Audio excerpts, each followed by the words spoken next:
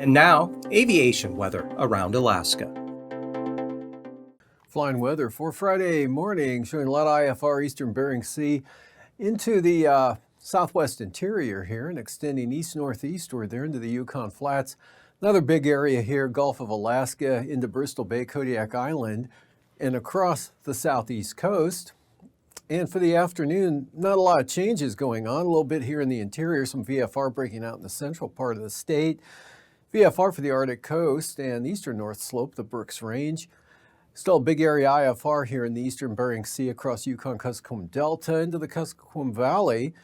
And along the western Alaska Range, IFR, North Gulf Coast, Prince William Sound there, and all of the Panhandle. And for Saturday morning, lots of IFR here over the west central and western part of the state here. Becoming VFR in portions of improving, I'll say, over Bristol Bay, Kodiak Island, marginal VFR, Cook Inlet, most of the Kenai Peninsula, still the central western Alaska Range, IFR, Prince William Sound, North Gulf Coast, all the Panhandle IFR. And moving on to the, well, actually out here to the west, we have another batch of IFR coming in with another system out there. And then for the afternoon, that makes a big jog to the east-northeast here.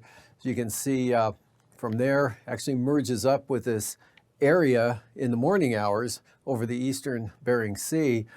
So we just got more IFR, but not as far inland as it was, just covering the Yukon-Kuskokwim Delta, marginal VFR up into the Kuskokwim Valley, but the interior, a lot more VFR showing up now here. Still lower conditions for the western Alaska Range. IFR across the Gulf of Alaska from Kodiak Island there, all the way to the coast, almost to the coast of the Panhandle. So marginal VFR over the inside waters. Passes, Anatuvik and Adigan, both looking pretty marginal for the day on Friday. Lake Clark and Merrill, IFR for both passes, the Alaska Range there, rainy as well, and up to windy, IFR for Isabel, marginal VFR from Antasta, and Tanita, marginal VFR, Portage, IFR, especially on the eastern entrance, and Chilcoot and White, IFR, freezing levels 2,000 feet up into the central interior, 4,000 to 6,000 feet over the North Gulf Coast down across the Panhandle, and about 2,000 feet here over the Bering Sea, a little bit warmer out toward the Komodorsky Islands. And for icing, considerable moderate rime icing possible here, Cook Inlet and just south of the Alaska Peninsula there. Otherwise, lighter icing threats here for the southeast coast. And for the jet stream, southwest flow up to 85 knots. They're blowing right across Yakutat. Easterlies at about 50 knots here, Koyukuk Valley out toward Kotzebue, turning northerly through the central Bering Sea right down toward Adak and Atka.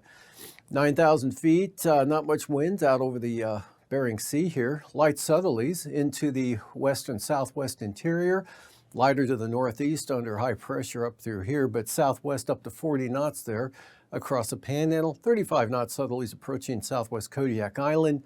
40 knots out of the south here coming into the interior at 3,000 feet. Also up over this becoming east-northeast at about 40 knots there along the Yukon River, Koyukuk Valley area. Lighter to the east, light to the north. Not too bad for the southeast coast.